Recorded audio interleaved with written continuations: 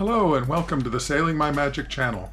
My name is Duke, and as I've been solo sailing my catamaran Magic around the world, I've learned a lot of interesting things.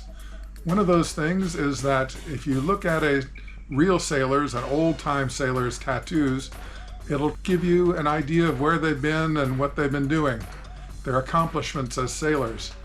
I'm not talking about the young kids that get just anything tattooed on them. There's a tradition for sailors. One of the traditions is that if you cross the equator in a sailboat, you're eligible for King Neptune's court. And for that, you can get a tattoo of a sea turtle called a shellback, or of King Neptune. To become a member of King Neptune's court is not automatic.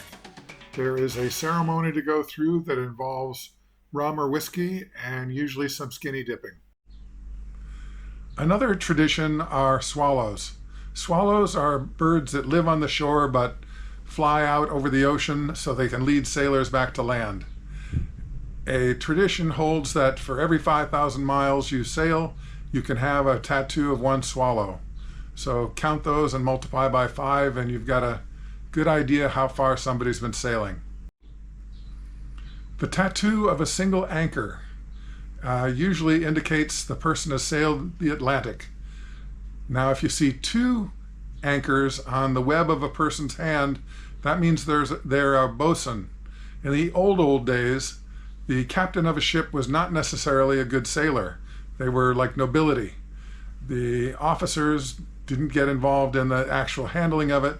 The bosuns controlled how things were done on the ship. They supervised the deckhands, which leads to another tattoo.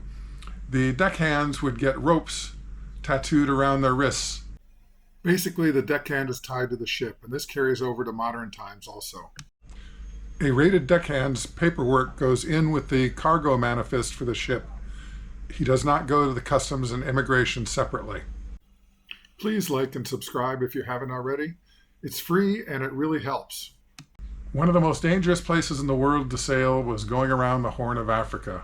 It's still one of the most dangerous. And for that reason, sometimes guys get the biggest tattoos of a full rig ship, indicating they've sailed around the Horn of Africa. It breaks many big modern boats in half and is truly a feat of courage to go through there. And it's on my bucket list. Another tattoo that you'll often see are a compass rose. That's the circle with the points of the compass coming off of it. That indicates that they've circumnavigated the globe. They've gone all the way around the world. And in sailing, that's an accomplishment. In the old days, you had to go the long way. There wasn't the Panama Canal. It was 34,000 miles to get around the globe. These days, cutting through the Panama Canal and the Suez Canal, you can do it in about 24,000 miles. Still, it's a lot of miles. Once in a while, you will see somebody with hold fast tattooed across their knuckles. That was in the old days when the sailors had to climb up in the rigging during a storm. You know, that was just a reminder to them what to pay attention to hold on.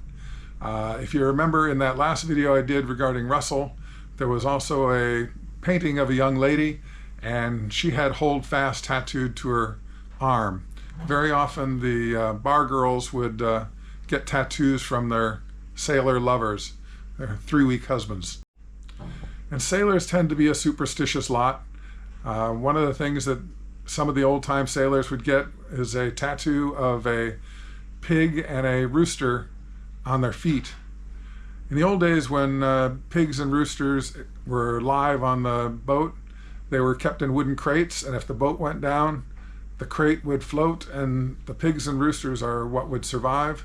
So they use this as a talisman, a good luck charm, in case their boat ever goes down.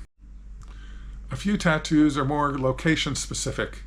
If you see a Chinese dragon, it usually means that they've been to the Orient.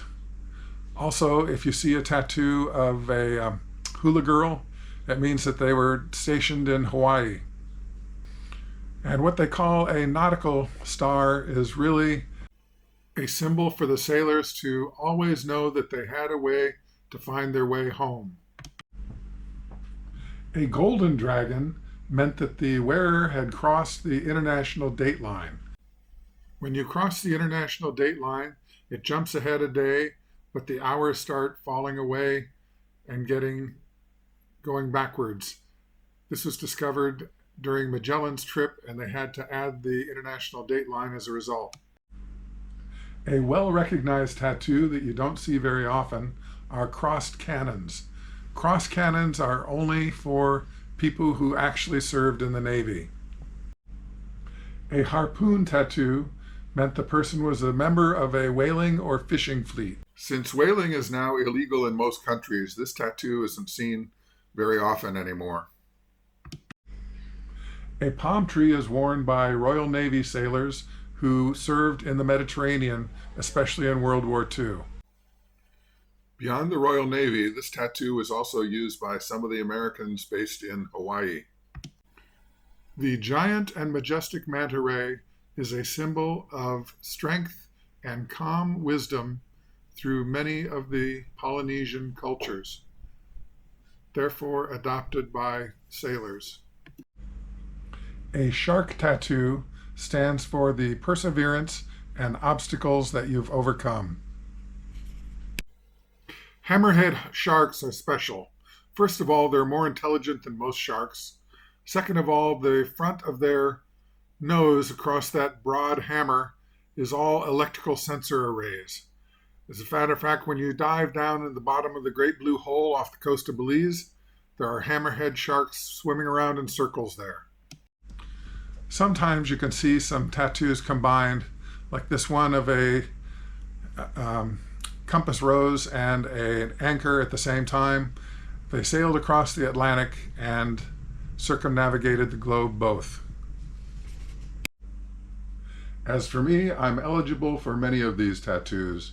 I've crossed the equator, I've crossed the international date line, and I've sailed the Pacific, the Atlantic, the South Pacific, the Caribbean Sea, the Panama Canal, and I'm going forward. I do have a shellback tattoo for crossing the equator into the South Pacific. Please click on like and subscribe if you haven't already. It's free and it helps me to grow my channel. Thank you. And now it's time for the sailor's tradition, the sundowner. Have a great time.